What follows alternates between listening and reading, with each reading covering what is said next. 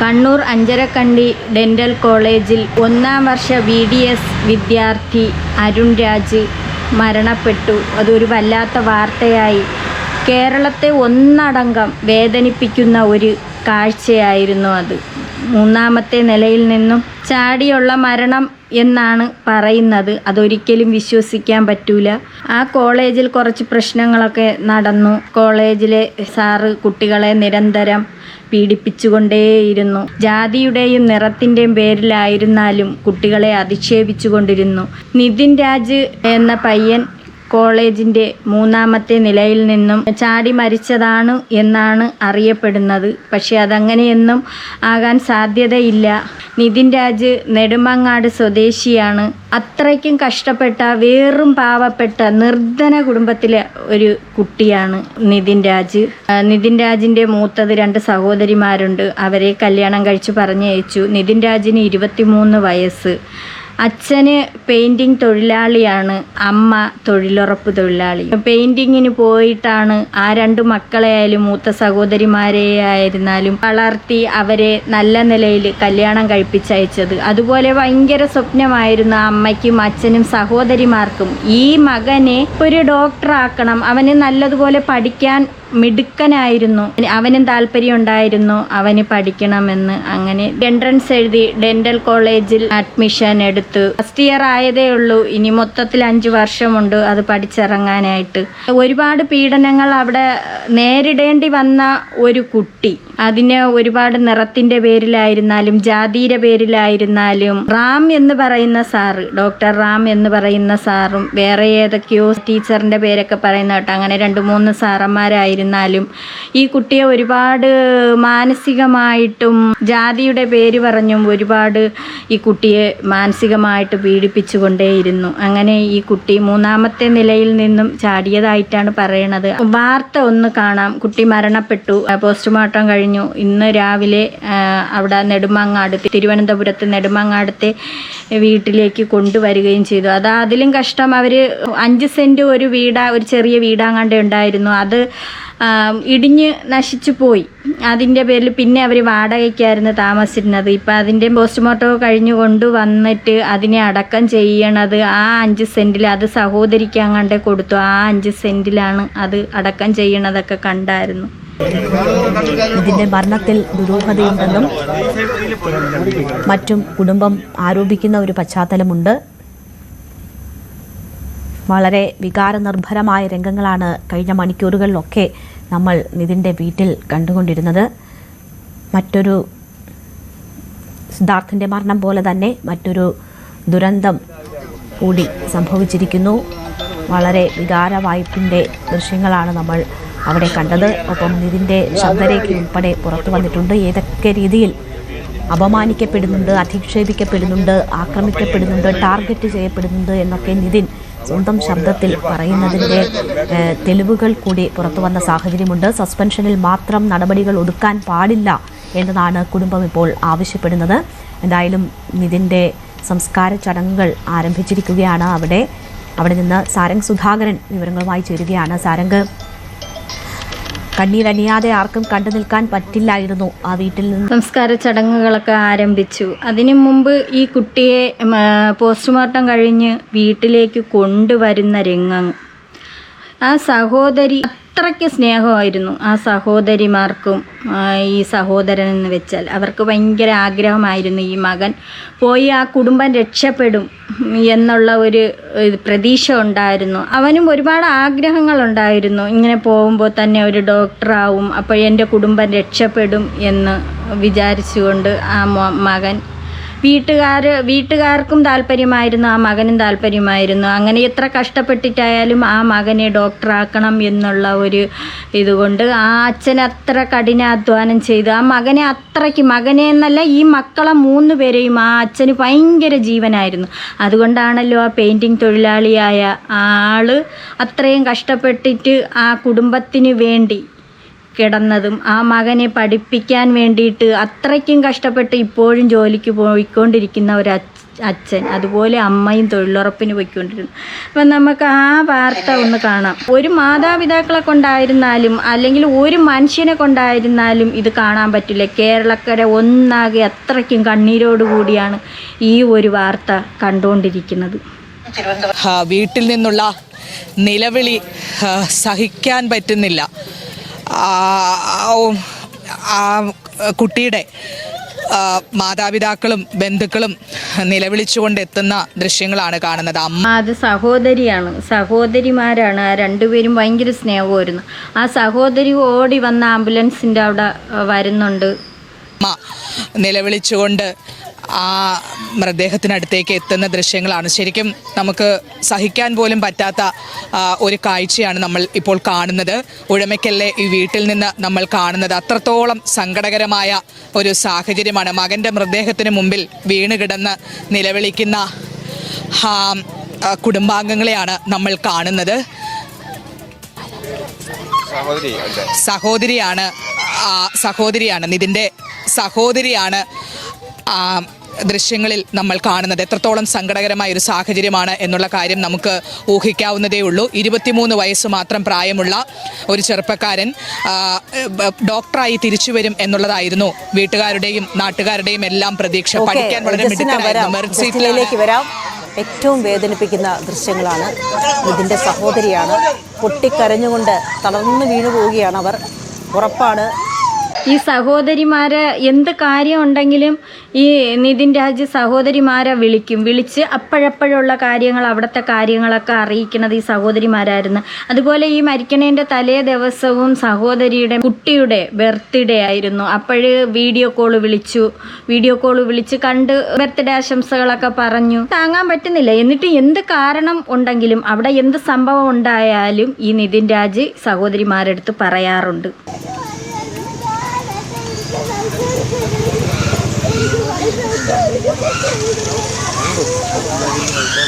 മൃതദേഹം ഇപ്പോൾ പുറത്തേക്ക് ഇറക്കുന്നതിനുള്ള ഒരു ശ്രമങ്ങളാണ് നടക്കുന്നത്. കുടുംബാംഗങ്ങളുടെ സങ്കടം നമുക്ക് സഹിക്കാൻ കഴിയില്ല. 2 സഹോദരിമാരും ഭീകരമായിട്ട് നിലവിളിക്കുന്നു. അവരുടെ ഒരു സങ്കടവും വിഷമവും ഒക്കെയാണ് നമ്മൾ കാണുന്നത്. താങ്ങി പിടിച്ചവരെ വീട്ടിലേക്ക് കൊണ്ടുപോയിട്ടുണ്ട്. ആ കുടുംബാംഗങ്ങളെ സംബന്ധിച്ചിടത്തോളം നമുക്കറിയാം അവരുടെ അല്ലെങ്കിൽ വലിയ പ്രതീക്ഷകളോടുകൂടി ഡോക്ടറായി തിരിച്ചു വരും എന്നുള്ള പ്രതീക്ഷകളോടുകൂടി പോയതാണ്. സെപ്റ്റംബർ മാസത്തിലാണ് ഈ അഞ്ചരക്കണ്ടി കോളേജിൽ സർക്കാർ മെറിറ്റ് സീറ്റിൽ ഈ 23 വയസ്സുള്ള നിതിൻ അഡ്മിഷൻ എടുക്കുന്നത്. അപ്പോൾ മുതൽ ജാതീയമായിട്ടും അതുപോലെ തന്നെ നിറത്തിൻ്റെ പേരിൽ, ജാതിയുടെ പേരിലൊക്കെ ഉഴമലക്കൽ എന്ന് പറയുന്ന തിരുവനന്തപുരത്ത് നിന്ന് കുറച്ച് ദൂരെയുള്ള അല്ലെങ്കിൽ ഗ്രാമപ്രദേശത്തേക്ക് മാറിയുള്ള ഒരു ഗ്രാമപ്രദേശമാണ്. അവിടേക്കാണ് അവിടെ നിന്ന് പഠിച്ച് മെറിറ്റ് സീറ്റിൽ അഡ്മിഷൻ നേടിയാണ് ഈ യുവാവ് ഡെൻ്റൽ കോളേജിൽ അല്ലെങ്കിൽ എൻട്രൻസ് ഒക്കെ എഴുതി പാസ്സായാണ് ഈ അഡ്മിഷൻ എടുത്ത് പോകുന്നത്. അച്ഛൻ്റെ ഹൃദയം പൊട്ടിയുള്ള നിലവിളി നമുക്ക് ഈ വീട്ടിൽ നിന്ന് കേൾക്കാൻ സാധിക്കുന്നുണ്ട്. സഹിക്കാൻ പറ്റുന്ന വിധത്തിലുള്ള ഒരു ഇത് ആരെ കൊണ്ട് കണ്ടുകൊണ്ട് നിൽക്കത്തില്ല. ഒരു മനുഷ്യനെ കൊണ്ട് ഇത് കണ്ടുകൊണ്ട് നിൽക്കാൻ പറ്റാത്ത അത്രയും അവരെ പ്രതീക്ഷകളാണ് തകർത്തത്. ഈ കോളേജിനെതിരെ, ഈ കോളേജിൽ ഈ റാമെന്ന് പറയുന്ന ആ വൃത്തികെട്ട നാറിച്ചെറ്റ തെണ്ടി എന്ന് വേണം പറയാൻ. സാറെന്നുള്ള ഒരു ഉച്ചാരണയോടുകൂടി ഒന്നും വിളിക്കാൻ പാടില്ല. ഇങ്ങനെയുള്ള തെണ്ടിത്തരം കാണിക്കണ യവന്മാര്, ഇവർ കാരണമാണ് ഈ കുട്ടി ഈ നിലയിലെത്തിയത്. ഈ നിതിൻ രാജിൻ്റെ അമ്മയ്ക്ക് സുഖമില്ല, അമ്മയുടെ സർജറിയുടെ കാര്യം പറഞ്ഞു പോലും ആക്ഷേപിക്കുമായിരുന്നു. അതുപോലെ ഓരോന്നും പണമില്ലെന്നും കാണാൻ കൊള്ളൂലെന്നും പേപ്പട്ടിയെ പോലെ ഇരിക്കണമെന്നും ഒക്കെ പറയുന്നുണ്ട്. റാമെന്ന് പറയുന്ന അയാൾ, ആ നാറി, ആ ചെറ്റ ഇയാൾ ഇങ്ങനെയൊക്കെയാണ് പറഞ്ഞത്. ഒരു കുട്ടിയെ അവിടെ ആയിരുന്നാലും അഡ്മിഷൻ എടുത്ത് പഠിക്കാൻ കൊണ്ടുവന്ന് ആ കോളേജിലാക്കി കഴിഞ്ഞ് അവർക്ക് പല പ്രതീക്ഷകളില്ലേ, അവരെ കുടുംബം രക്ഷപ്പെടും എന്നുള്ളൊരിത്. അതുമാത്രമല്ല, ഈ കുട്ടി നല്ലോണം പഠിക്കണ ഒരു മകനായിരുന്നു. ആ മകനെ ഇതേപോലെ ഇത്രയും അധിക്ഷേപിച്ച് ബാക്കിയുള്ള സാറന്മാരെ മുന്നിലിട്ടായിരുന്നാലും ബാക്കിയുള്ള കുട്ടികളെ മുന്നിലിട്ടായിരുന്നാലും ഓരോന്നങ്ങ് പറഞ്ഞുകൊണ്ടിരുന്ന കുറേ നടന്നിട്ടുണ്ട്. നമ്മൾ മറ്റേ ഇതിൽ നിന്ന് ഇറങ്ങിയല്ലോ, ഞാൻ സ്റ്റാഫ് റൂമിൽ നിന്ന് ഇറങ്ങിയല്ലോ. അതിനുശേഷം എൻ്റെ അടുത്ത് പറഞ്ഞു യു ആർ ഇഡിയറ്റ് എന്ന് പറഞ്ഞു. ഞാൻ സെയിം ടു യു എന്ന് പറഞ്ഞു, മുഖത്തേക്ക് തന്നെ പറഞ്ഞു. പിന്നെ മറ്റേ കൂട്ടത്തോടെ ആക്രമിക്കുന്ന സ്ഥലം ഉണ്ടല്ലോ നമ്മുടെ സ്റ്റാഫ് റൂം, എല്ലാം ഒന്നിനൊന്നിനും വെച്ചോ സ്റ്റാഫ് റൂമിലുള്ള. അവിടെ കൊണ്ടിട്ടിട്ട് എന്തൊക്കെയാ പറയാൻ നോക്കി. എൻ്റെ അടുത്ത് പറഞ്ഞ് നീ ഗേറ്റിന് പുറത്തിറങ്ങിയാൽ നിൻ്റെ കൈയും കാലും വിട്ടും, നീ കൈ ഇല്ലാണ്ട് നീ പിന്നെ ജീവിക്കേണ്ടി വരുമോ. ഞാൻ പറഞ്ഞു സാറേ അതൊന്ന് കാണണമെന്ന് പറഞ്ഞു. അപ്പോൾ ഇല്ല സംഗീത നമ്മളെല്ലാം എന്നെ തന്നെ നോക്കിയിരിക്കണം. അപ്പോൾ അജീഷമ്മ പറഞ്ഞു നിതിൻ കൂളെന്ന് പറഞ്ഞു. ഇല്ല ഇന്നലത്തോടെ അയാളുടെ വിലയെല്ലാം പോയിട്ടുണ്ട്. എന്നെ കുറേ പേര് വിളിച്ചിട്ട് നിതിൻ ഇയാളാണ് കുട്ടി, കാരണം ഇത്രയും ബോയ്സിനെ എല്ലാവരെയും പച്ചയ്ക്ക് ഇൻസൾട്ട്. എടാ സത്യം പറഞ്ഞാൽ ഞാൻ ഇന്നലെ ഒരു പേരെടുക്കാൻ ഒന്നിനു വേണ്ടിയിട്ടില്ലായിരുന്നു. ഇന്നലെ ശരിക്കും നിങ്ങൾ തന്നെ കണ്ടില്ലേ, ഞാൻ അയാളുടെ ക്ലാസ്സും ശ്രദ്ധിച്ച് അയാൾ പറയണ കാര്യം. അതിൻ്റെ ഇടയിൽ മറുപടി പറഞ്ഞത് കൊണ്ടാണ് ഇവനെ ഇതിങ്ങനെ ചെയ്തത്. ഇയാൾ ചെയ്തതാണ്, പൂർണ്ണമായിട്ടും ഇത് ചെയ്തതാണ്. ഇത് കണ്ടുപിടിക്കണം. ഈ തെണ്ടിയെ പിടിച്ച് നല്ല യഥത്തിന് കൊടുത്തിട്ട് ജയിലിൽ അടയ്ക്കണം. ഈ നാറിയ നോക്കിക്കൊണ്ടിരിക്കുകയായിരുന്നു.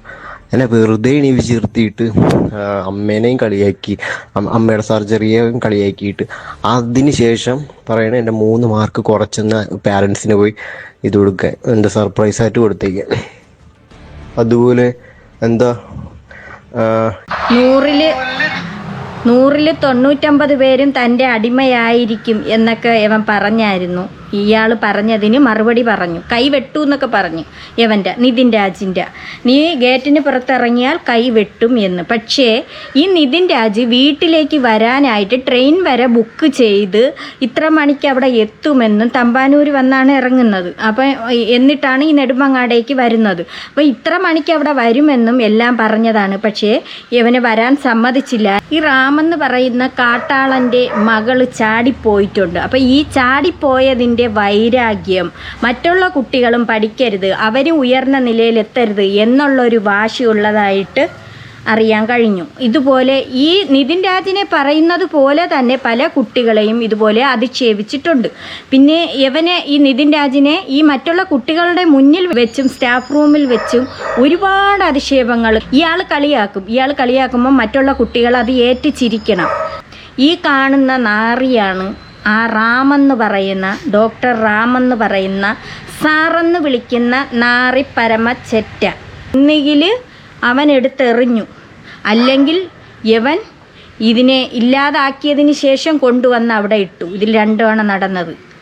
ഇന്നലെ ആരാണ് അധിക്ഷേപിച്ചെന്ന് പറയുന്നത്? പുള്ളിനെ അവിടുന്ന് സസ്പെൻഡ് ചെയ്തു എന്ന് പറഞ്ഞില്ലേ? തിരിച്ചു വന്നിട്ട് ഇന്നലെ പുഴുത്ത പട്ടി എന്നും അയാളെ കൂടെ സസ്പെൻഡ് ചെയ്യും, പിന്നെ തിരിച്ചു വരും. പല കുട്ടികളെ ഇയാൾ ഇതുപോലെ തന്നെ ഓരോ കുട്ടികളെ ഇങ്ങനെ പറഞ്ഞുകൊണ്ടിരിക്കും.